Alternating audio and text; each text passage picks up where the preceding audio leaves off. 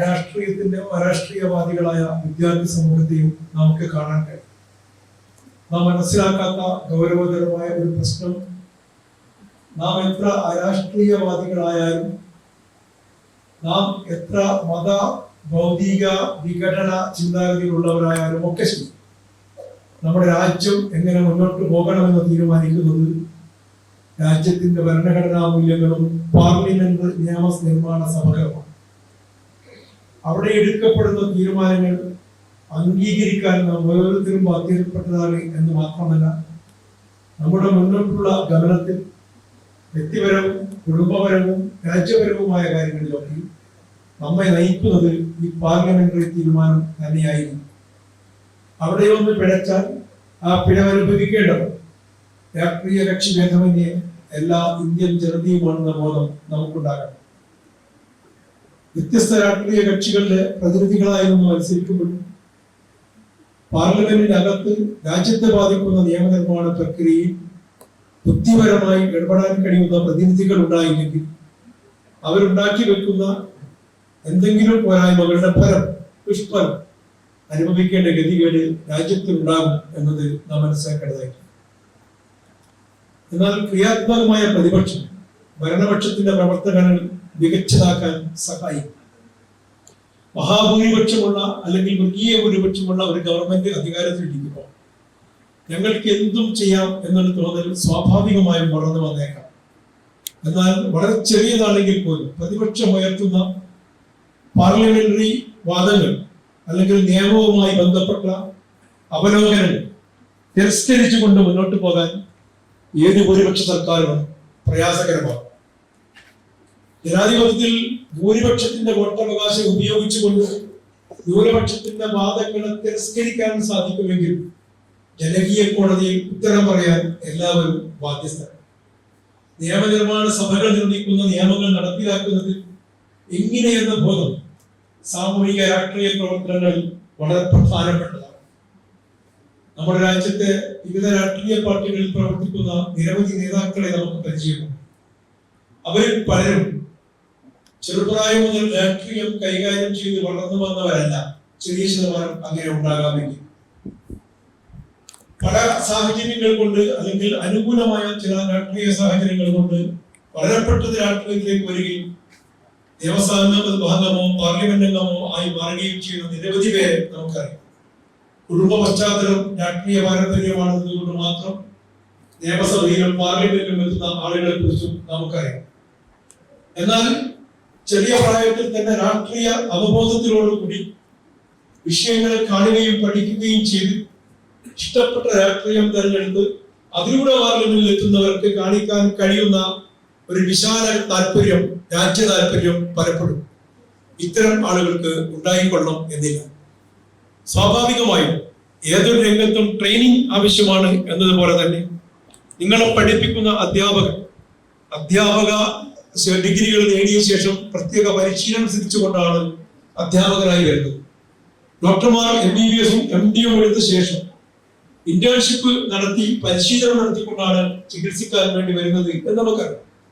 സ്വാഭാവികമായും നമ്മെ എല്ലാം ഭരിക്കുന്ന നിയമനിർമ്മാണം നടത്തുന്ന പാർലമെന്ററി അംഗങ്ങൾ അതുപോലെയുള്ള ഗൈഡൻസ് ലഭ്യമായില്ലെങ്കിൽ അതിന്റെ ദുരന്തഫലം നമ്മളെല്ലാം അനുഭവിക്കേണ്ടതായിട്ടുണ്ട് എന്ന യാഥാർത്ഥ്യം തോന്നിക്കുന്നു. പുതിയ തലമുറയെങ്കിലും ആ രീതിയിൽ വളർത്തിക്കൊണ്ടുവരാൻ ഇതുപോലെയുള്ള യൂത്ത് പാർലമെന്റിലൂടെ നമുക്ക് സാധിക്കേണ്ടതായിട്ടുണ്ട്.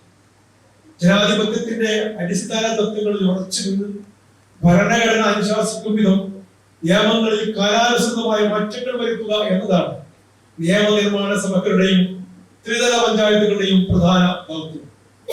ഇതിന് സഹായകമാകുന്ന രീതിയിൽ യുവതലമുറയെ മാറ്റുക എന്നതാണ് യൂത്ത് പാർലമെന്റിലൂടെ നാം ലക്ഷ്യം വെക്കുന്നത്. രാജ്യത്ത് സാമൂഹിക മാറ്റത്തിന് ഉതകുന്ന പ്രവർത്തനങ്ങളിൽ നിന്ന് വിദ്യാർത്ഥികളും യുവജനങ്ങളും മാറി നിൽക്കുന്ന ഒരു സാഹചര്യം നിലനിൽക്കുന്നുണ്ടോ എന്ന് ഒരു ആത്മപരിശോധന നാം നടത്തേണ്ടതായിട്ടുണ്ട്.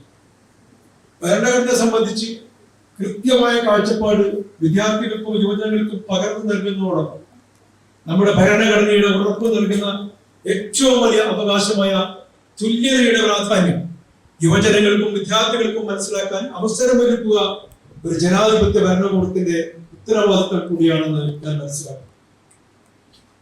ജാതിയുടെയും തൊട്ടുകൂടായ്മയുടെയും അംശം ഇപ്പോഴും നമ്മുടെയൊക്കെ മനസ്സിൽ ഉണ്ടെന്നാണ് രാജ്യത്തിന്റെ വിവിധ ഭാഗങ്ങളിൽ നടക്കുന്ന സംഭവങ്ങൾ സൂചിപ്പിക്കുന്നത്. കേരളം എന്ന് പറയുന്ന കൊച്ചു സംസ്ഥാനത്ത് ഇരുന്നുകൊണ്ട് നമുക്കത് നോക്കിക്കാണാൻ പ്രയാസമാണ്. പക്ഷെ ദൃശ്യമാധ്യമങ്ങളിലൂടെ നാം കേട്ടുകൊണ്ടിരിക്കുന്നു ജാതിയുടെയും മതത്തിന്റെയും പേരിലുള്ള സംഘർഷങ്ങൾ. നമ്മുടെ രാജ്യത്ത് തന്നെ വിവിധ സംസ്ഥാനങ്ങളിൽ അരങ്ങേറിക്കൊണ്ടിരിക്കുന്നു. കേരളം ശാന്തമാണ്, കേരളം സമത്വസുന്ദരമാണ്, ഇവിടെ വർഗീയ സംഘടനകളില്ല എന്നത് ഒരു യാഥാർത്ഥ്യമാണ്. അത് കേരളം പകർന്നു നൽകിയ മഹത്തായ വിദ്യാഭ്യാസത്തിന്റെ ഗുണഗണമാണ് എന്ന് പറയാതിരിക്കാൻ പറ്റും. ഇന്ത്യയുടെ പ്രഥമ പ്രധാനമന്ത്രി ജവഹർലാൽ നെഹ്റു പറഞ്ഞത് ദാരിദ്ര്യം പൂർണ്ണമായി തുടച്ചു നീക്കിയാലല്ലാതെ നമുക്ക് സമ്പൂർണ്ണ സ്വാതന്ത്ര്യം കൈവരില്ല എന്നാണ്. ഉത്തരേന്ത്യയിലൂടെ യാത്ര ചെയ്യുന്ന നമുക്ക് മനസ്സിലാക്കാൻ കഴിയുന്ന ഒരു യാഥാർത്ഥ്യം, അവിടെ ജമീന്ദാർമാരുടെ കീഴിൽ ആയിരക്കണക്കിന് തൊഴിലാളികൾ തൊഴിൽ ചെയ്യുന്നു. അവരെ വിദ്യാഭ്യാസിക്കാൻ പോകുന്നില്ല. അവരുടെ വോട്ടവകാശം നിർണ്ണയിക്കുന്നത് വ്യക്തികൾ എന്ന നിലക്ക് അവരല്ല. ജമീന്ദാർമാർ പറയുന്ന ചിഹ്നത്തിൽ വോട്ട് ചെയ്യാൻ വിധിക്കപ്പെട്ടവരാണ് എന്നതാണ് ഉത്തരേന്ത്യയിലെ രാഷ്ട്രീയം. ഭാഗ്യം എന്ന് പറയട്ടെ, കേരളത്തിൽ അടിസ്ഥാന വർഗം പോലും ജനാധിപത്യ പ്രക്രിയയിൽ പങ്കുവഹിക്കുന്ന സുന്ദരമായ ഒരു സംസ്ഥാനമായി വളർന്നു കഴിഞ്ഞിട്ടുണ്ട്. അത് വിദ്യാഭ്യാസത്തോടെ നാം നേടിയെടുത്തിട്ടുള്ള സ്വാതന്ത്ര്യമാണ്.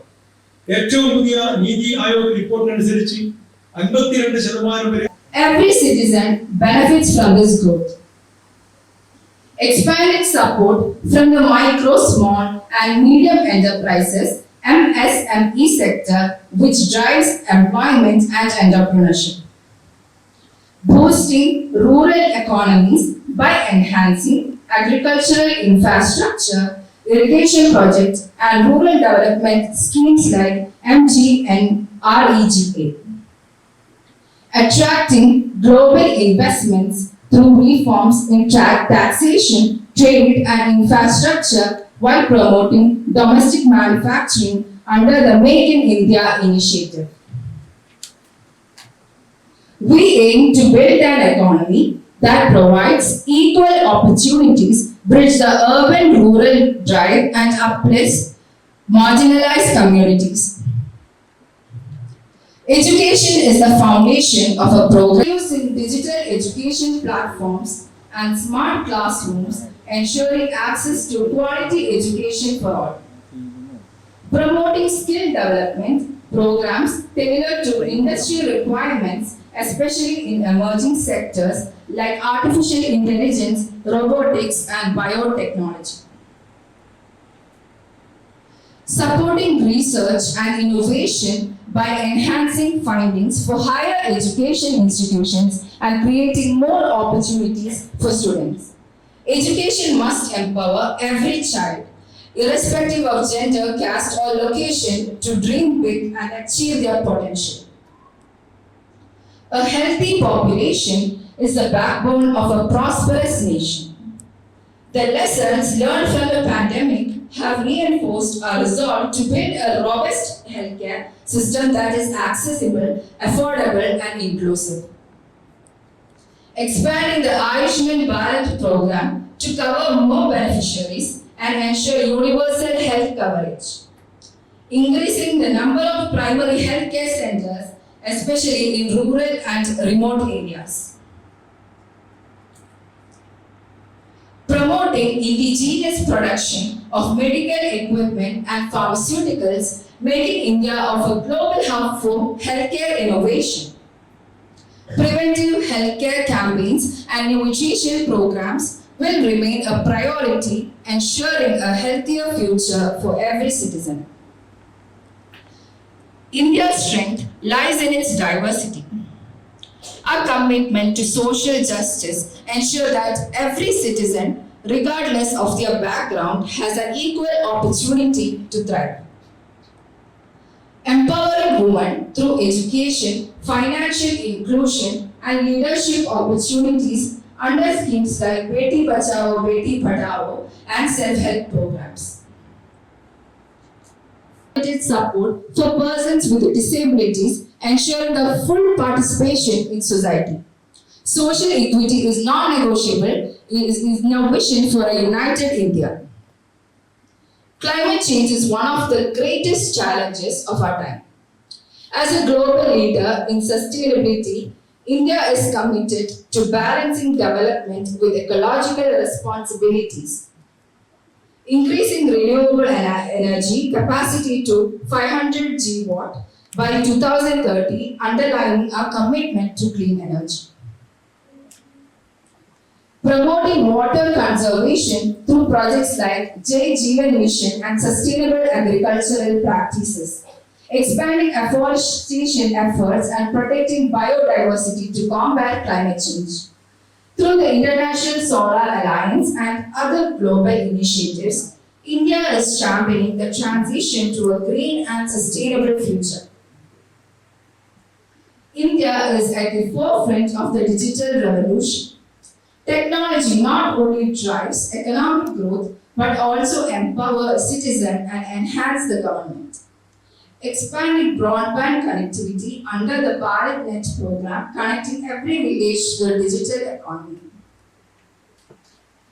Promoting innovation in agricultural, artificial intelligence, blockchain, and quantum computing, fostering an ecosystem for startups and entrepreneurs. Enhancing cyber security measures to protect our critical digital infrastructure. Digital India is not just a program, it is a movement to Undertaking. 1. Enhance surveillance. Monitoring influenza-like illness and severe acute respiratory infection cases through the health program. Public awareness. Campaigns promoting hand hygiene, mask usage, and respiratory etiquette and isolation when symptomatic. Healthcare preparedness. Ensuring hospitals are equipped to manage respiratory illness with adequate medication and diagnostics. State level measures. Local government implementing tailored monitoring and prevention strategies. Srimati Faiza Mari. Honorable Speaker, when HMDB case was reported in Bangalore, one of the negative things the government did was not taking immediate action to inform the public about the outbreak. Although the Senate announced that it was closely monitoring the situation, it also said there was no cause for panic which might lead to Number 2. How does the government plan to support nature methods and what programs are being implemented to identify and develop talent in various sports disciplines, particularly in terms of providing them with access to world-class training facilities, coaching and sports science support, as well as ensuring that they have access to education and career opportunities and are protected from exploitation. Minister for Youth Affairs and Sports, please. Honorable Speaker, the government is taking so many ways to promote sports infrastructure development in rural areas, including the construction of new stadium complexes and training facilities. We also implemented programs like Hello India, which aims to promote sports development at grassroots level and provide opportunities for young athletes from rural areas to train and compete. Additionally, we are working to increase access to sports facilities for